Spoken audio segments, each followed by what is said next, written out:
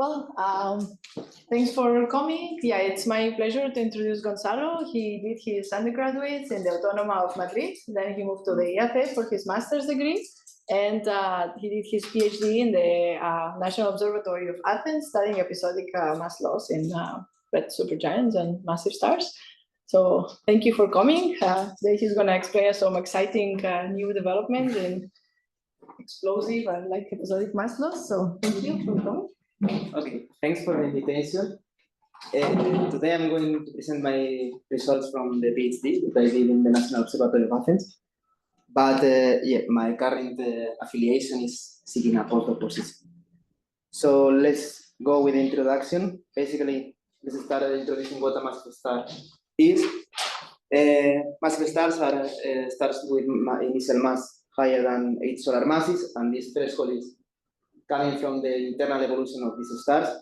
By the end of the evolution, a massive star is expected to have this onion structure inside of it until, well, they are doing the nucleosynthesis until they reach the core of iron, where nuclear reaction cannot happen anymore. They don't produce energy, so the star collapses, exploding as a supernova.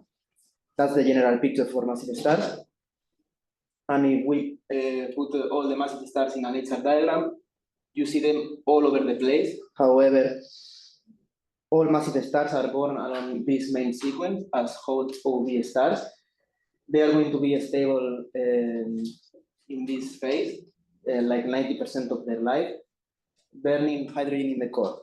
After some initial parameters, they are going to evolve to all these different phases and populate the whole HR diagram. Today, well, my research has been focusing red supergiants, so today I'm going to just mainly talk about this evolved phase. So talking more about the red supergiant, specifically they are an evolved phase of massive stars between 8 to 30 solar masses. And the general picture of how a red supergiant is formed is that you have the whole obvious star there, evolving in the main sequence. Then they cross the HR diagram very fast through the blue supergiant and the yellow supergiant phase until they reach a stable phase where they burn helium in the core. This phase is the red supergiant phase, and they are going to be there like 10% of their life. So this is the pictures for the 16 solar masses. By the end of their life, they are expected to explode as a core collapse supernova. This is the picture for the 16 solar masses, but when you add like a very wide range of masses, you see that the red supergiant phase is located in a very narrow range of temperatures in the HR diagram, but they are spread along a wide range of luminosity.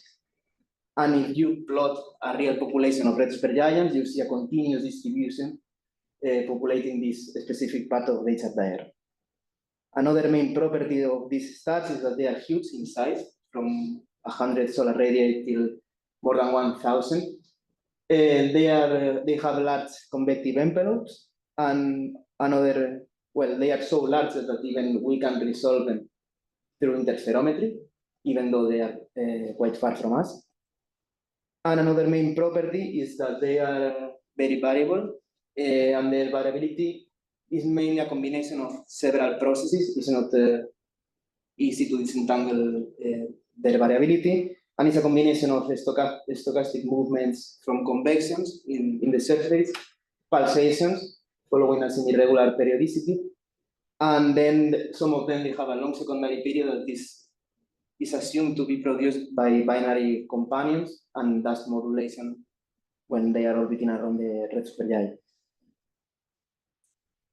In my PhD, I focus on extreme red supergiants, which mainly I'm referring to these red supergiants that are more luminous than 5.25, which is the dust line. The problem of this study is that there are very few of them, and the ones that are in the galaxy that we could study them better, they have very uncertain distances, so we don't know their physical parameters very accurately. So this leads to several problems with respect to extreme red supergiants. First of all, we don't know the luminosity limit of this phase. Classically, it was established at 5.8 in the Humphreys-Davison limit. But recent studies have proposed that the red supergiants don't go beyond 5.5, 5.6. Uh-oh. Okay. Yeah, we'll wait.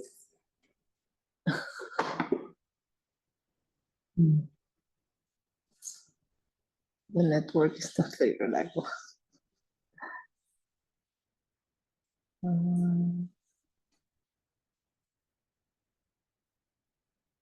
Maybe if you have the slides, maybe you can transfer them to me somewhere and then we show them from here. Yeah, the problem is that the slides are quite heavy to be sent by email. So Yeah, no, I can make you a place to drop them.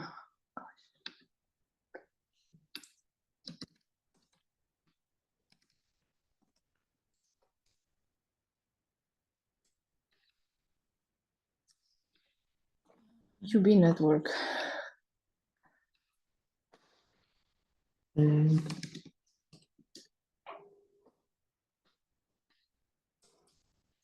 I think I'm back.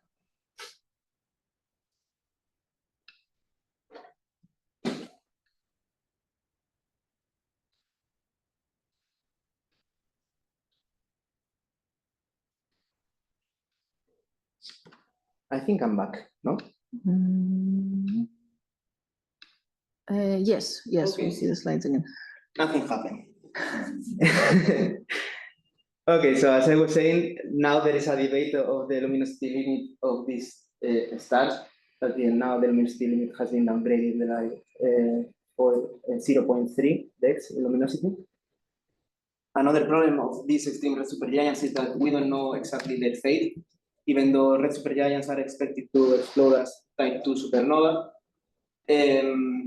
Actually, the lack of detection among the detected supernova progenitors of this star, like we don't have any detection or any clear detection of very luminous red supergiant exploding as a type 2 supernova, raises the question whether if these stars indeed explode as supernova or not.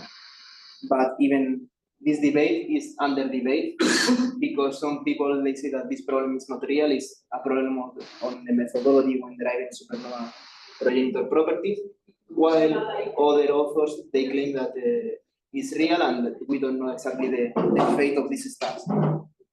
And as a possible explanation for the fate of these stars is the direct collapse into a black hole without exploding, and the post-red supergiant evolution, meaning that they don't die as red supergiants, they evolve backwards to the hot side of the XR diagram and explode there. But I think the major problem of these stars is that there is no any robust model to compare with, because if you compare evolutionary tracks and you compare exactly this region inside this square box, and you compare some evolutionary tracks with other works, you see that the prediction of the evolution of these stars is quite different. From one, they predict evolution backwards, another they predict stay in the red supergiant phase. Other works, they don't even predict these stars at all. So according to them, they shouldn't exist. So it's a mess. And this is because this part is extremely sensitive to input parameters, not only during the red supergiant phase, but from the very beginning. This leads to inconsistent theoretical predictions and to basically a mess. And one of these parameters that is quite important is mass loss, which we refer to it as m dot, which is the mass loss rate, and we measure it in solar masses per year, which is basically the rate of how much mass a star is losing per year. So mass loss is quite important, not only in red supergiants, but in general, because it affects evolution. It doesn't matter if the star is single or binary. It affects the final outcome of the supernova that we are going to detect. And also massive stars, they provide mechanical feedback and chemical enrichment to both the ISM and the host galaxy. So mass loss is quite important, but in red supergiants it's very important. Later we will see why. But there is another problem with red supergiants, is that even though the wind is one of the main properties, there is no direct measure and direct way to measure this wind because we don't have good models for red supergiants. So we rely typically in the dust that these stars produce. So these stars are cool and they provide like a perfect environment for this mass that they are losing to condense into dust particles when they are far away from the star, creating a dust cell. And based on how much dust a red supergiant has, we can estimate indirectly how much mass the star is losing. The dust has a property that it takes light from the optical and it remits in the infrared. So basically, by measuring the infrared excess, we can give an estimation of the mass loss effect. The problem is that this methodology is the most common way to measure the wind of red supergiants, but it relies on a lot of assumptions. This leads to high uncertainties, and this means that depending on the author that is measuring the mass loss rate, is going to prefer one configuration of the dust or one assumption to the other, and this leads to different wind strength, which impacts differently in evolution. So in red supergiants, we see the population there, and basically you have to keep in mind that the more luminous a star is, the more mass is going to lose. So depending on the work, we will see that in the low regime, the mass loss rate is 10 to the minus 8, minus 7, while at the high luminosity regime is 10 to the minus 5, minus 4. The wind at the low luminosity doesn't matter because it's not strong enough, but this difference of 1 order of magnitude is quite important for the extreme red supergiant. And we can distinguish between the weak winds, which are 10 to the minus 5, and the strong winds, which are 10 higher than 10 to the minus 4. So now to see the implication of this order of magnitude, I prepared some cartoons.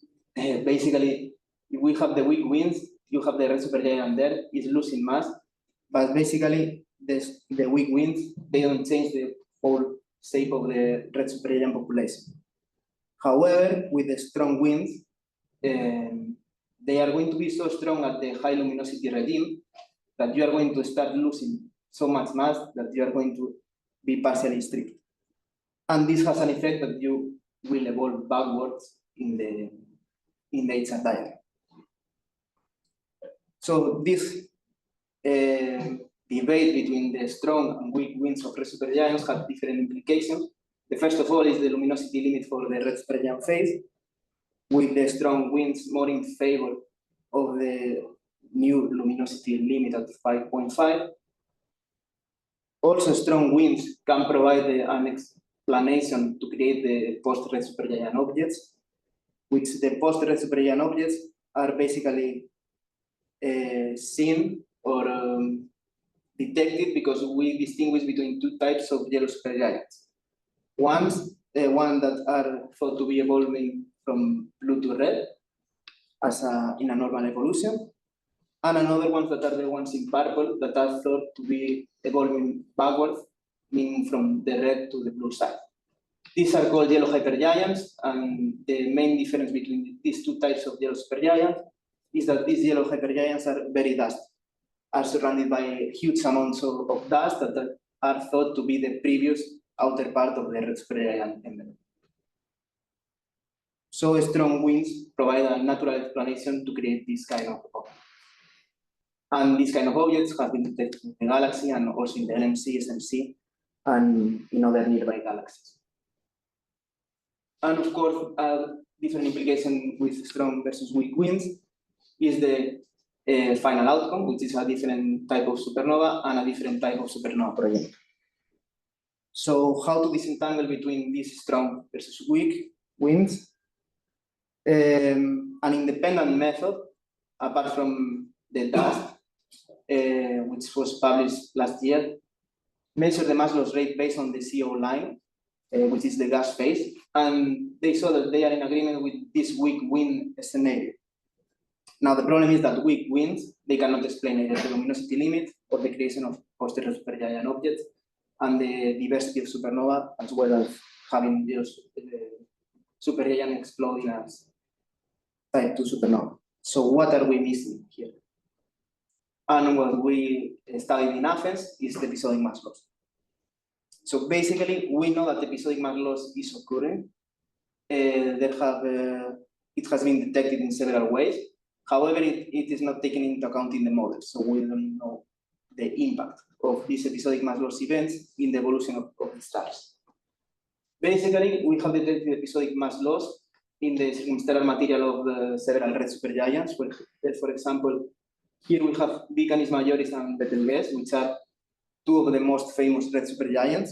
And you see that the material is clumpy, it's not spherical, it's not symmetric, indicating that these stars have several episodic mass ejections.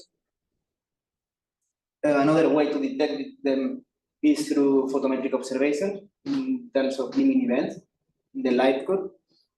And another is resolving interferometrically the star during this process. And the two last were detected during the great dimming of Betelgeuse, which happened 1 year before the starting of my thesis. So when I started my thesis, this was a very hot topic in the community. So it was taken as a reference in general for episodic mass loss. And basically, after a multi-wavelength effort, researchers around the world describe this great dimming of Betelgeuse as the result of an anomalous convective plume that rose and broke free from the surface, triggering a mass ejection.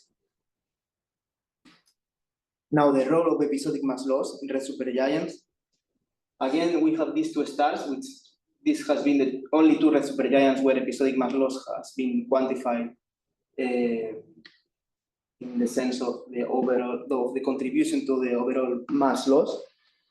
And the problem is that the episodic mass loss is very different between these two systems. In B Canis Majoris, they are dominating the evolution of the system. It has huge ejections, while in Betelgeuse, these ejections are not so heavy, they are not so important, so it's just a contribution. So in all this mess that I've tried to present, basically episodic mass loss, we know that it occurs, it can dominate the mass loss, it can impact the evolution of these stars. It's missing as the models and also is poorly understood. So in this context is how my thesis was born. And my thesis was inside a bigger project, which was the ASSES project. We were a group in Athens, led by Alkis Tibonanos, and we were studying the episodic mass loss in evolved massive stars in general, not only in red supergiants. And the main part of this project was to study evolved massive stars and episodic mass loss in massive stars in general. And what we did is to create CMDs, color magnitude diagrams, in nearby galaxies and pick the ones that were more luminous and more dust, meaning that this dust was created from previous ejections. So we conducted a survey in more than 10 nearby galaxies, and we detected more than 150 red supergiants, several supergiant B bracketees, some possible LBB candidates, blue supergiants, yellow supergiants, yellow hypergiants, and also another contaminants for us that for other people might be interesting to study, such as H2 region or carbon stars. Apart from that, our group also derived the mass loss rate in red supergiants across several metallicities, finding that the winds of red supergiants are metallicity independent, in contrary to, for example, hot OB stars, which are metallicity dependent. We also studied the effects of different winds prescription in the red supergiant evolution, focus on the supernova progenitor properties, and also we developed a machine learning algorithm in order to detect, to predict classes of evolved massive stars based on photometry from the optical till the near-infrared. And now it's submitted. We will publish a paper with a catalog of like 1 million sources in the nearby galaxies with the predicted classification. So that was what we did in general. Let's focus on what I did. Basically, I studied episodic mass loss in two extreme red supergiants in the LMC. The first one is W60B19. And this was picked because in a previous paper from a colleague in the group, we saw that it was a bit an outlier in the sense that it wasn't placed where evolutionary tracks predict. So basically, it's a system that is very luminous, close to this luminosity limit. It's very extended, and also it was very dusty. But also, what it drew our attention is in this image of the HST, you see that the star is completely saturated because it's very luminous, but we saw this nebular feature that it reminds us of the nebular bar in Betelgeuse. And again, back in that time when I started, Betelgeuse was a hot topic. So we were wondering if also in our star there could be a pulse of death that was hidden by the glow of the emission from this star. And basically, a boson is when you have a star moving through the ISM, the wind interacts with the ISM, and this collision creates a shock and creates a pulse. And this is quite important because depending on the properties of the bow, you can measure the mass loss rate. So this would be a new method to, not a new, but an independent method to this dust method to derive the mass loss rate of red supergiants, and also to break a bit this problem of the strong versus the weak wind. So this is how we started to investigate this star, but also bosons in general in red supergiants are not common. Among the probably almost 1,000 red supergiants that we know, or several hundred, only 4 we know that they have boson. 3 of them were detected in the infrared and another in the optic.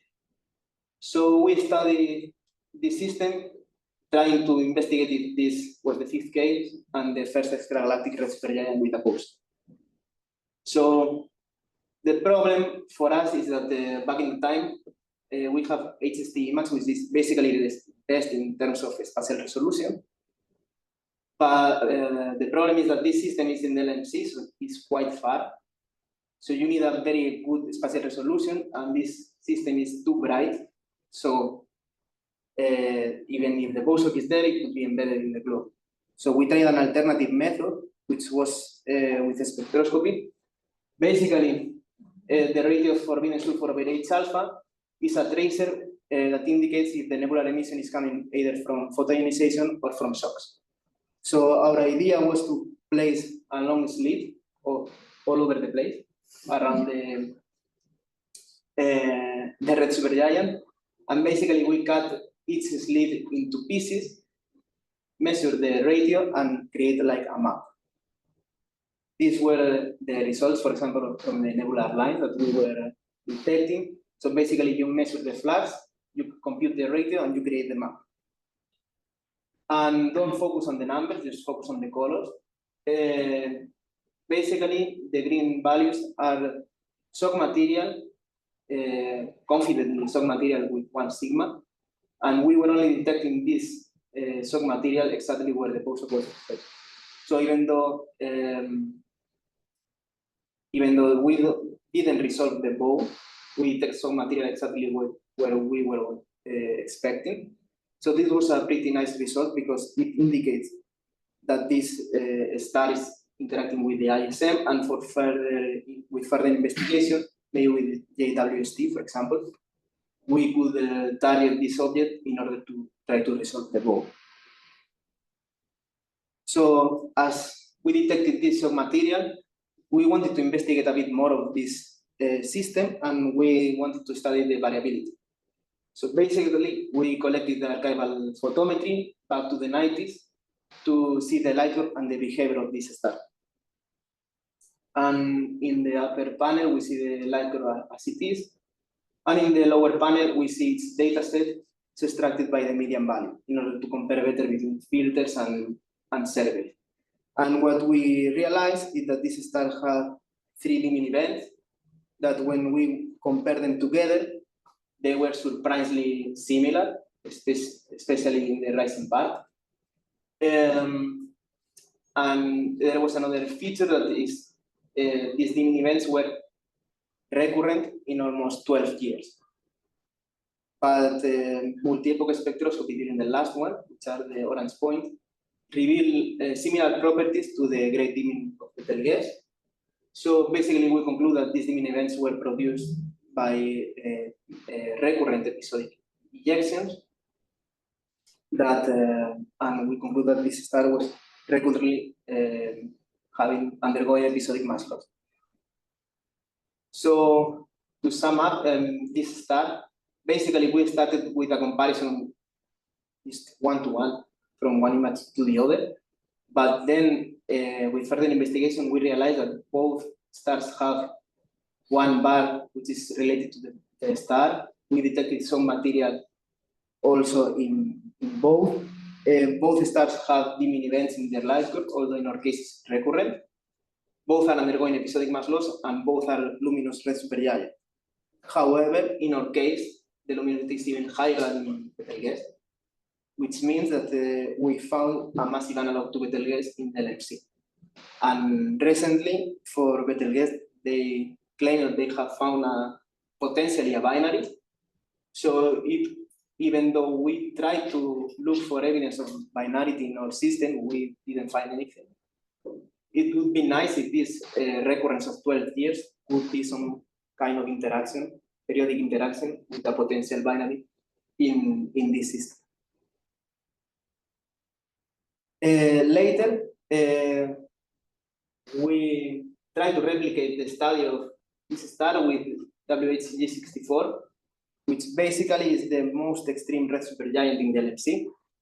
It has extreme properties in general. It's very luminous and very cool, but too cool even for a red supergiant. Depending on the work, this star has been studied from the 80s, more or less. And depending on the work that you see, it has one parameter or the other. But basically, all the parameters for these stars are within this green box. So it's clearly an outlier with respect to the normal red supergiant population. But it's also an outlier in terms of mass loss. Even assuming these weak win assumptions, you find that the mass loss rate of this star is huge. It's higher than 10 to the minus 4. But it also is very obscure from circumstellar material. And with interferometry, some authors revealed that this star had a circumstellar thick dusty torus of 3 to 9 solar masses. And then we tried to follow the same methodology. We collected archival photometry, archival spectroscopy. We obtained a new spectroscopic epoch, and we found that this system had a dramatic transition that occurred recently. So this is the spectrum from this star in 2007.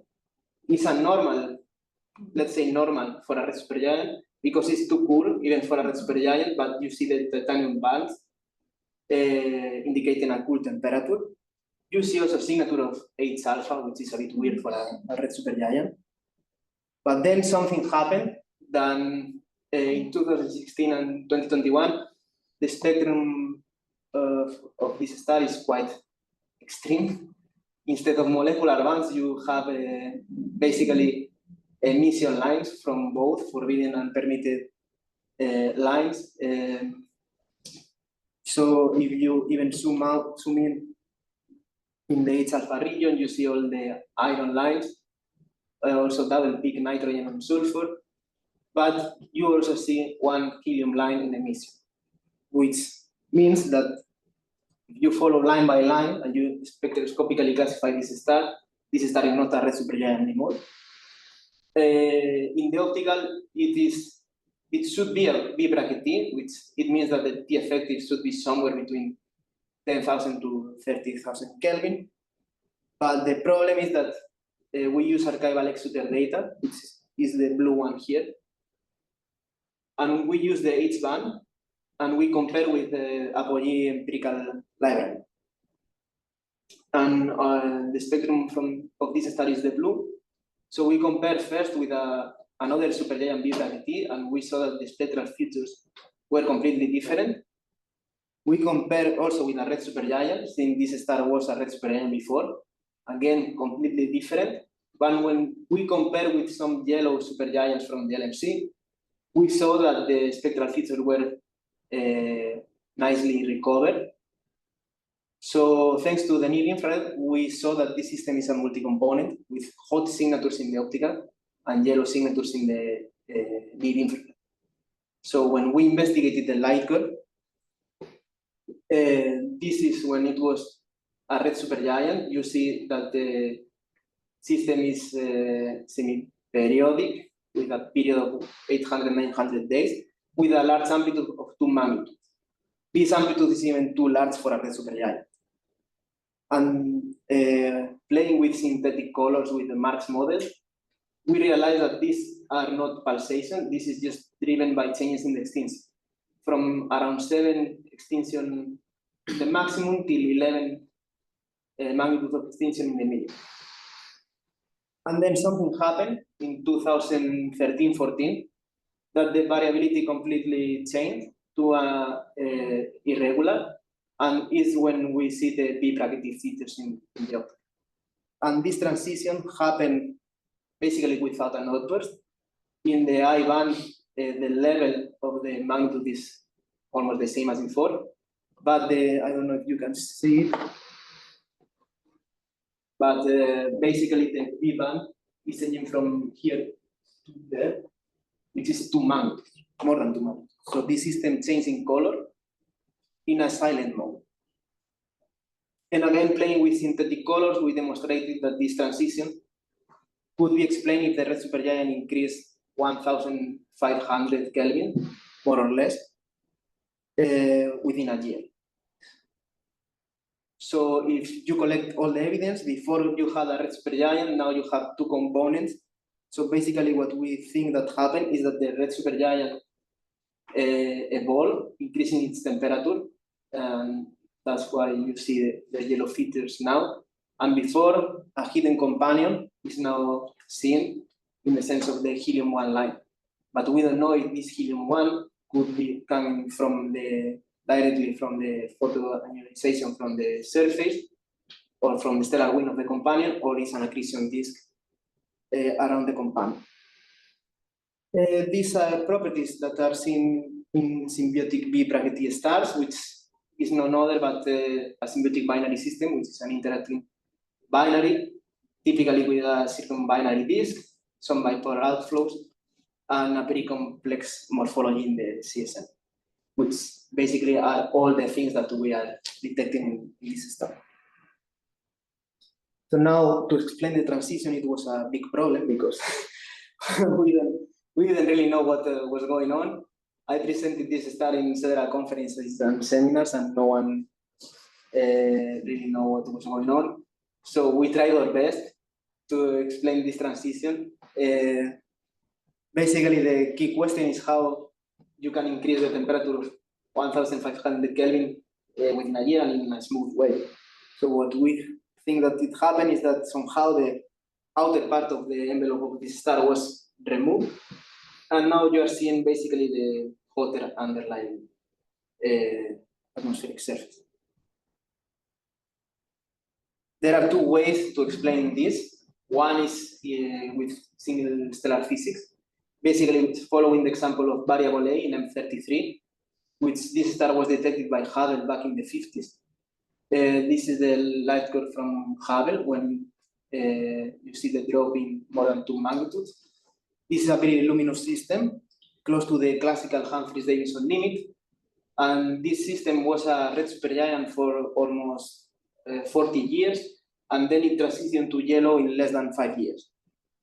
This was explained by saying that this system wasn't a red supergiant, it was always a yellow hypergiant in a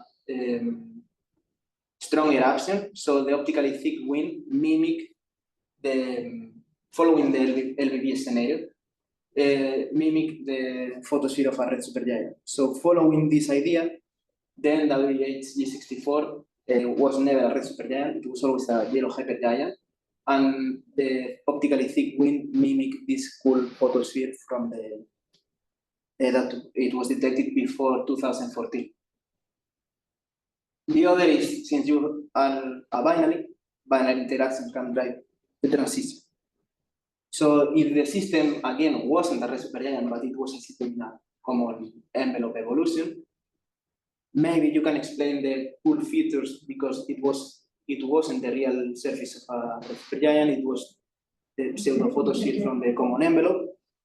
And then there was a paper in 2016 that under a common envelope, you can have large amplitude pulsation that can expel the outer part of the common envelope. This can eject up to 0.01 solar masses, which leads to an average mass loss rate of 10 to the minus 3, which is close to what is estimated for this star. So again, in this scenario, this star was never a red supergiant, was under a common envelope phase, and pulsations drove the ejection of the outer envelope. And then this star was studied with VLTI recently. Last year it was published this paper. The star itself is not resolved because you see that this core is 9 stellar radii. But if you measure the outflow velocity from the P Cygni profile that we detect in the optic, and you measure the mean distance from the center to the cocoon, you trace back the time when this cocoon could have been expelled, and you realize that this cocoon could be this outer part of the envelope that was ejected in 2014. So to conclude a bit, well, this is not a conclusion, but also this year, several papers, they have found potential companions in other extreme red supergiants, such as V Canis Majoris and NMR Cygni. So now the question is, okay, are these systems extreme because of the intrinsic properties, or just because they are interacting binaries? And again, is this dual scenario which is dominating the evolution of this system, single stellar physics or binary interaction. And to sum up, highlight that single dramatic transition can occur without an output. Also, this star highlights the poor understanding that we have of this part of the chart diagram. It gives a good case scenario to study how post-red supergiant evolution occurs. And it's interesting to monitor this star in order to resolve the binary system and try to predict whether this system will explode as a partially strict supernova, or the binary interaction will lead to a merger. And to sum up, I want to highlight the power of these long-term variability studies. Also the power of archival data, because basically in my research, I don't know, 70% probably is archival data. And we are usually asking for more and more data, but sometimes the data is just there. Highlight that this episodic mass loss in red supergiants is not rare at all. However, it has a very wide range of impact. Now the question is to answer why this is different from one system to the other. Also highlight that in the time domain area that we are looking for transient events and failed supernova eruption, blah, blah, blah. Also silent transition can happen that can break our minds in the sense that we don't know what is going on. And as future, I would like to extend this kind of variability studies to a whole red supergiant population to really quantify this episodic mass loss, the role of the episodic mass loss. But this is not just an example of how to apply to red supergiants, but to massive stars, to evolve massive stars in general. And yeah, basically the highlights of each of these stars placed in the chart diagram, and that's all. Thank you.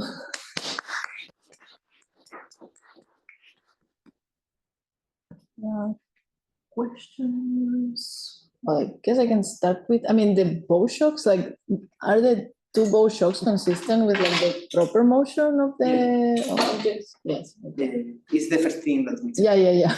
That's the obvious. The problem is that, again, this system is in the LMC, So the error bars in the proper motion are large.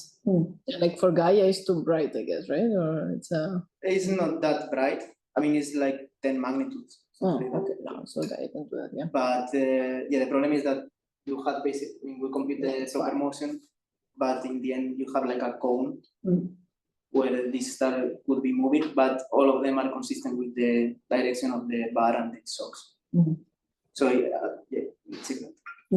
Can you put the spectrum, the first spectrum was W? Yeah.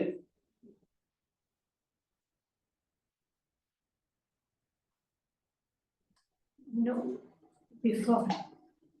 No. Yes. Right. No, the spectrum where you are determining the line ratio sulfur to H alpha. And the many slits. In the other star. So yeah, I had a question here, like Muse was not, it was too bright for Muse because, or it was too large, or like too small? I think Muse didn't cover this field. You have only But no, because it does south, right? Like, so Muse should be perfect match to map the IFU kind of thing. But I don't know if the field of view matches well with the bow shock. Yeah, the problem is that we were using the slit in order to avoid the light as much as possible from the red supergiant and Muse. If you maybe it saturates, right?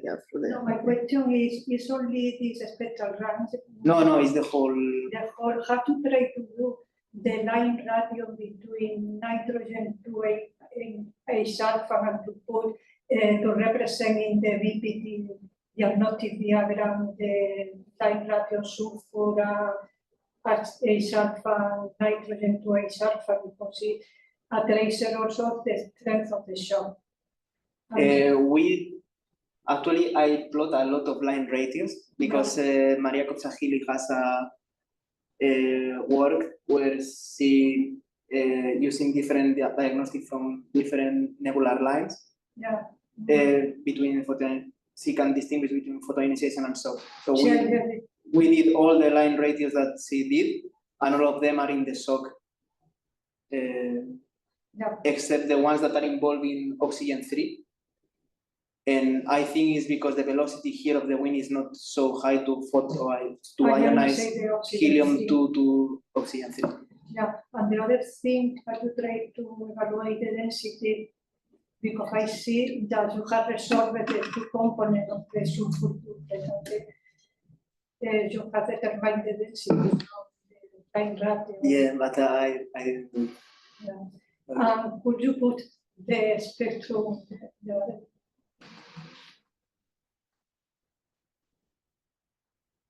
No. Yes, I say that you have forbidden line that normally are produced in low density nebula. This spectrum is the superposition of the photospheric and the envelope, I suppose. No? The problem is that this spectrum is the superposition of a lot of things. Because this system is again in the LMC, so it's not resolved, so you are getting the light from everything. And basically this nitrogen is double peak. It's 200 kilometers per second of separation. So we think that this is tracing bipolar output with the binary. Yes. So this is a mess because actually one of the referee of the paper wanted us to disentangle, like to model the whole spectral range, but it's impossible because first of all you don't have models with yellow supergiants with wind implemented. Then you don't know exactly the luminosity ratio between both components, plus you have bipolar output for sure, circumstellar material around, so it's quite impossible to do that. So following, I mean, we measured the radial velocity of all the lines, which I think it was more than 120 lines, in order to try to disentangle which component was coming from which. And yeah, we saw that it was coming from different components all over the place.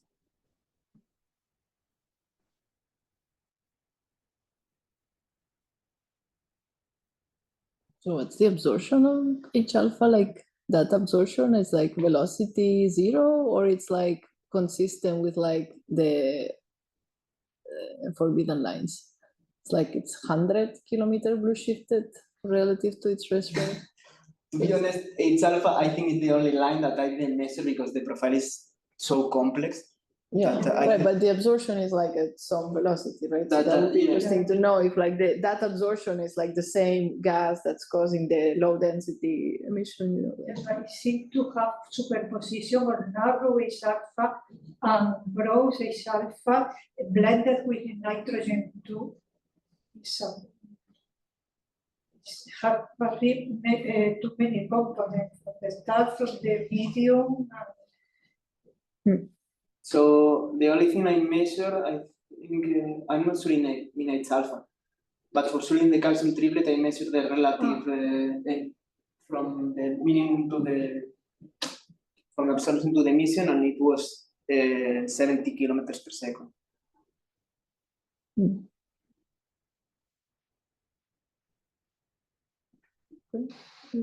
Yeah, that's pretty good. So then you mentioned that this resolved image of this, like the 3D by VLT gravity, then if you trace back the velocity that you see in the forbidden lines, you actually coincide with the time of this 2014 kind of silent eruption. I mean, it went up by 2 magnitudes, so I mean, it's something. So in principle, you could find them, right? If you're looking for like low increase transients, like low luminosity transients, like in the VMAG you mentioned, it was a change of 2 magnitudes, so it's doable. But what is the question, or what is the point? Yeah, so but then like what I mean is like this cocoon, you said if you integrate the velocity of the lines in spectra that you see, like you can trace it back to the source in 2014. Yeah. So then there was some sort of eruption that triggered those bipolar ejections. It's just that, yeah, you mentioned in the V band, it went up by 2 magnitudes, but in the redder bands, it was more silent, right? But then, like, still we can see an increase on 2 magnitudes. So it's some sort of like low luminosity ejection because there is some ejection. So yeah, no, I mean, I'm just like thinking like potentially we could look for this, like more of these objects, right? Yeah, I think there should be. So so you have 2 scenarios for this star. Yeah. This one is the most favored. To be honest, I don't know. I mean, So could you imagine that you could decide between these 2 scenarios with the, I don't know, the shape of the color evolution or of the temperature evolution? we are monitoring the system with X-Shooter. We are finding nice results, but we don't know how to interpret. So, yeah, because I mean, I was asked sometimes like, okay, could you say something from the outflow velocity? Like, would you expect in one scenario to have a larger velocity than the other? But to be honest, I'm not sure, because in some LVDs, they are around 100 kilometers per second of outflow velocity. And VAR-A, back in that time, it was again 60 kilometers per second of outflow velocity. And I don't know if you pulsate in a common envelope, how fast that material would be. Because I guess it depends a lot on the binary configuration in the system itself, which I think is the major problem of common envelope.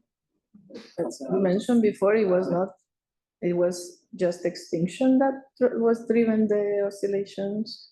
So this would be the only pulsation then?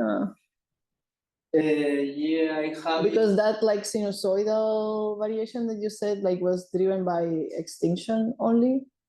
Yeah, this one. Not only, but mainly dominated by extinction. So basically, I play with synthetic colors here and here. And if you plot this in a color magnitude diagram, you see that in the macho light group, this was this one, is going back and forth along the same line. while in the other you see a loop, which is more from a pulsation-like behavior. So I don't know. I mean, I thought about all this thing, maybe too much. And the problem with this scenario is that you cannot have something rotating in a very extended supergiant with 800 days. You need double of it. So this could be half of a period. And this could mean that if you have somehow spiral arms around the system, then these spiral arms would make the difference between seeing the system with 7 magnitude and 11. If you see it between arms, it's 7 magnitude. If you're seeing with the arm in front, it's 11. And I don't know if I have it here yet. This animal is from post-AGVs. So in some interacting AGVs, they have found this kind of spiral arms. So basically, in the maximum, you would see it through or between arms if the system is close to pole to edge on. And then this extra extinction is coming when the arm is transiting.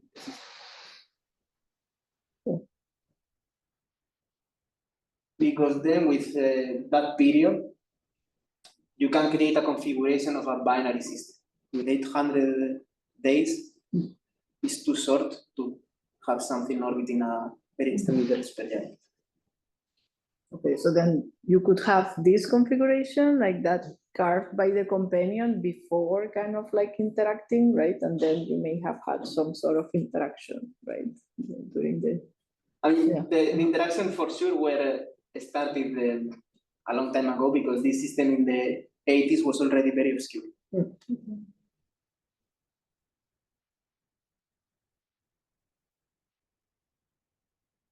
Yeah. Do you foresee discovering more of this kind of objects with in nearby galaxies, like I don't know, 131 and 33, or even further, with an SST? Well, or in the southern sky. Yeah, I guess. I mean, how? It's a good question. How you would identify more systems like this? But I'm not sure. Probably changing, or instead of looking for outbursts in one single band, just playing with colors. LSST is going to cover several bands. So basically, instead of looking for a specific band, just doing some color like. But I would focus more in the pre-transition phase, which probably there are more systems like this with unexpectedly high mass loss rate, very obscure, very bright in the infrared. And if this thing is a common envelope, probably you have systems like this, but in lower mass range. So probably you don't need it to a very extreme supergiant. You just need these called super AGVs that they are pulsating like crazy. Something like that.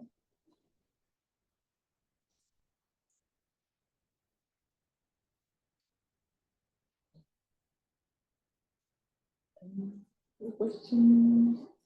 Well, if not, we're going to go with the speaker for lunch. So if you want to join us, yep. Okay, thank you. So.